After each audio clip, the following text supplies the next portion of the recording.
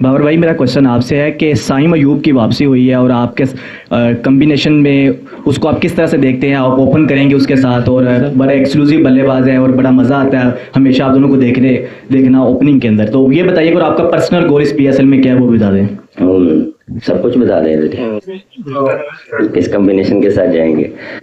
बिल्कुल, जिस तरह साइम का कमबैक हुआ, आफ्टर 3 मंथ्स उसने रिकवरी की है, फिटनेस टेस्ट हुआ, वो पास किया, और काफ़ी अच्छा लगा कि वो दोबारा वापस है और जिस तरह वो प्रैक्टिस कर रहा है वैसे ही इंटेंट के साथ, वैसे ही जिस तरह वो खेलता आ रहा था। तो मेरी पूरी मुझे पूरी उम्मीद है कि जिस तरह उसकी फॉर्म चल रही थी इस पीएसएल में भी वो दोबारा लेके आए और दोबारा वो उसी तरह से परफॉर्म करे और पेशावर ज़ल्मी को जिताए। बाकी आपको वो जो बात वाली बात है ना, मैच में पता लगेगी। तो सवाल यही है कि बॉलर्स हमारे यॉर्कर पे क्यों नहीं ऑप्शन जाते ज़्यादातर? हमें वर्ल्ड कप भी देख लिया, इसमें भी यॉर्कर नहीं उतनी हो रही होती जिस तरह पहले किया करते थे। आपने बिल्कुल सही पॉइंट रेज किया है, लेकिन हम जो एज ए बॉलर्स खेलते हैं, जो कोई भी बॉलर्स खेलता है वो सिचुएशन को रीड करता है और फिर इसके हिसाब से बॉलिंग करता है। इट्स वेरी इजी टू से कि कमेंट्री बॉक्स में बैठ के आप कह दें कि अभी यॉर्कर कर रहे हैं, अभी ये करें। अगर ऐसा होता तो फिर कमेंट्री बॉक्स से ही क्रिकेट होती। तो आपकी बात बिल्कुल ठीक है कि हमें यॉर्कर्स करने चाहिए और 6 के 6 यॉर्कर्स करने चाहिए, बट ऑन अदर साइड हम ये कह सकते हैं कि हम इस पे प्रैक्टिस करेंगे और हम आपके जो है ना वो यॉर्कर्स जो है, जो आप चाहते हैं कि हम सिर्फ 6 यॉर्कर्स करें, हम फिर वो जो है वो इसको अप्लाई करेंगे।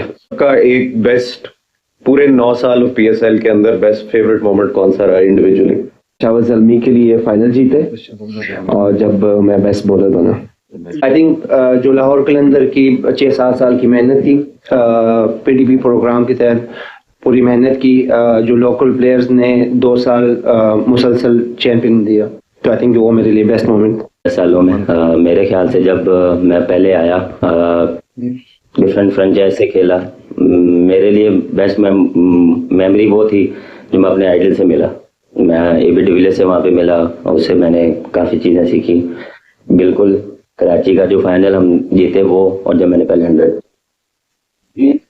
मेरे लिए सबसे ज्यादा लास्ट ईयर वाला, क्योंकि हमने जो 2018 में जीते थे उसके बाद काफी स्ट्रगल हुई ये चैंपियन बनने के लिए। तो जो लास्ट ईयर था वो मेरे लिए ऐसा मोमेंट था कि जिसको मैं एंजॉय करता। पूरा साल ना खेलने के बाद कप्तान बनना, और वो बेस्ट मोमेंट कह सकते हैं, सर जो भी कह सकते हैं, मेरे लिए डिफरेंट था।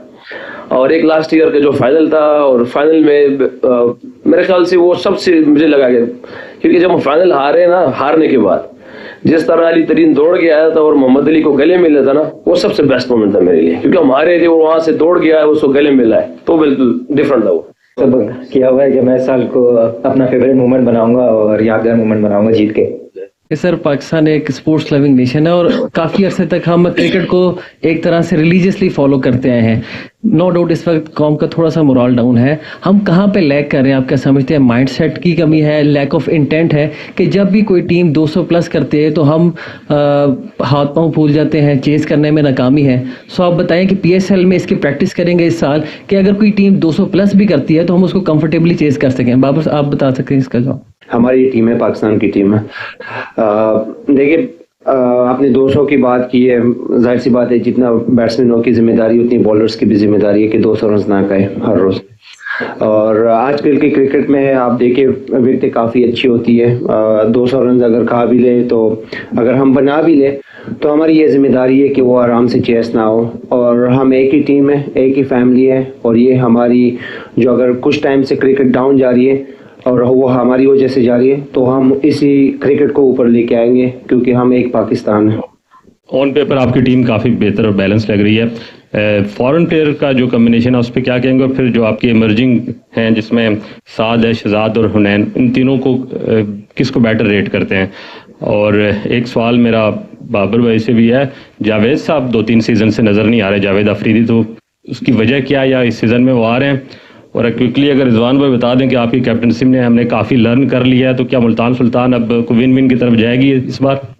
हम तीनों इकट्ठे जवाब दे दें। देखिए, कम्बिनेशन ऑन पेपर, जिस तरह बाबर ने पहले बात की है कि सबका ऑन पेपर अगर देखा जाए तो कम्बिनेशन बहुत अच्छा है। ऑन अ डे कौन टीम ज़्यादा अच्छा खेलती है ड्यूरिंग द टूर्नामेंट, वो ज़्यादा इंपॉर्टेंट है। जिस तरह हमारे फॉरनर्स प्लेयर्स की बात की जाए तो हम लास्ट ईयर चैंपियन बने, लेकिन स्टिल हमें जो चीज़ लग रही थी कि हम जो चीज़ लैक कर रहे हैं, हमने कोशिश किया कि वो उसको फिल करें। और आपने देखा होगा कि हमारे पास कोशिश की है कि हमने पेस लेकर आए, तो उसके लिए हमने फॉरेन प्लेयर्स ऐसे रखे हैं।